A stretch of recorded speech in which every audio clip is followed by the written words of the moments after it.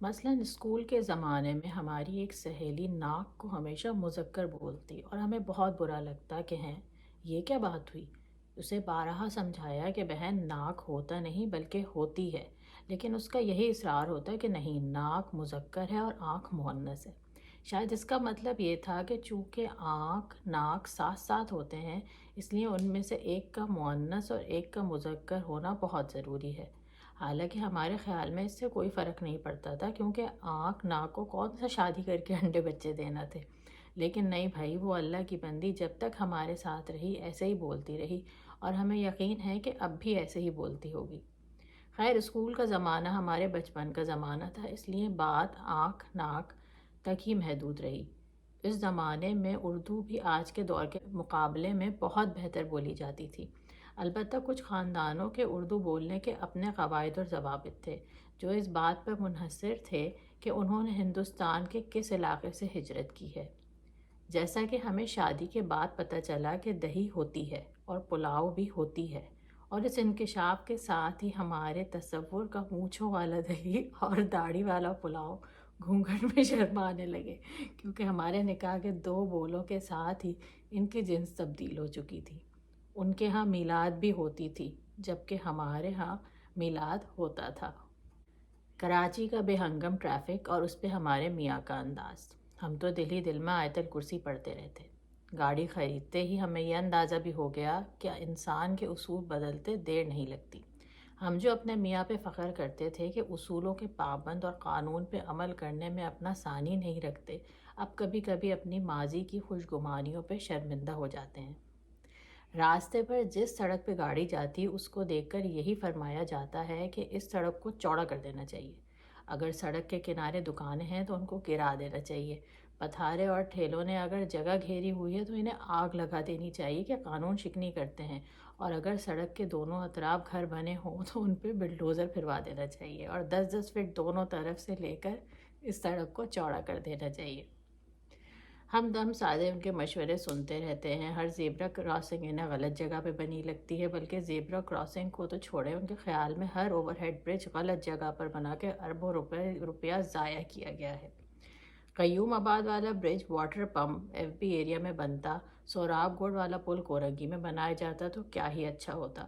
Lyari express way کو شہر کے وسط سے گزرنا چاہیے تھا۔ نارتھ ناظم آباد والے کئی سال پرانے پل کو گرا دینا چاہیے اور اس کے مضبوط سریے سے جام صادق پل کا سوراخ بھرنا چاہیے، وغیرہ وغیرہ۔ اس کے علاوہ انتظامیہ کو مفت مشورے شارٹ کٹ کے سلسلے میں دینا بھی عام بات ہے۔ دوسرے لفظوں میں یہ کہا جا سکتا ہے کہ جہاں انہیں جانا ہو وہاں کے راستے میں آنے والی ہر بلڈنگ، بینک، آفس، بازار، پارک، غرض راستے کی ہر رکاوٹ کو گرا کر ایک سڑک ایسی بنا دی جائے جو انہیں سیدھا منزل مقصود پر پہنچا دے۔ مثلاً ایک مرتبہ ہمیں اپنی خالہ کے گھر گلستان جوہر جانا تھا۔ شارع فیصل سے راشد مناس روڈ پہ مڑے تو ٹریفک جام تھا۔ ایسے موقعوں پہ ان کا دماغ زیادہ زرخیز ہو جاتا ہے۔ اس میں سے سنہرے مشوروں کے ایسے ایسے سوتے پھوٹتے ہیں کہ عقل دھنگ رہ جاتی ہے۔ بڑی مشکل سے عسکری 4 تک پہنچے تو فرمایا کہ اگر عسکری 4 کو ڈھا کر یہاں سے ایک روڈ سیدھی نکال دی جائے تو 5 منٹ میں تمہارے خالہ کے گھر پہنچ جائیں گے۔ ایک مرتبہ تو حد ہی کر دی، ہمیں ملیر کینٹ کے راستے سے ہائی وے پہ جانا تھا۔ اسٹار گیٹ سے آگے گئے تو ایئرپورٹ کی طرف اشارہ کر کے بولے یہاں سے سیدھی سڑک بنا دی جائے تو سپر ہائی وے جانے میں بہت آسانی ہوا کرے گی۔ اف، ہم تو حیران۔ تو جناب، یہ چند اقتباسات تھے محترمہ غزالہ خالد صاحبہ کی کتاب انکہی سے، جو کہ حال ہی میں ادیب آن لائن کے بینر کے تحت فضلی سنز والوں نے شائع کی ہے، اور مجھ تک میری کاپی ابھی نہیں پہنچی ہے، کراچی میں موجود ہے، لیکن ابھی میں نے جو آپ کو پڑھ کے سنایا وہ آن لائن چند ان کے ابواب تھے، اس میں سے میں نے پڑھا۔ پچھلے دنوں اس کتاب کی بڑی خوبصورت رونمائی ہوئی آرٹس کونسل کراچی میں، اور غزالہ خالد صاحبہ کے بارے میں کیا کہوں، بڑا خوب لکھتی ہیں، بڑا شستہ اور آسان لکھتی ہیں، اور آپ نے دیکھا کہ اس میں مزاح کا پہلو اتنی خوبصورتی سے انہوں نے شامل کیا کہ آپ پڑھتے ہوئے جو ہے مسکرائے تو کیا آپ ہنسے بغیر نہیں رہ سکتے۔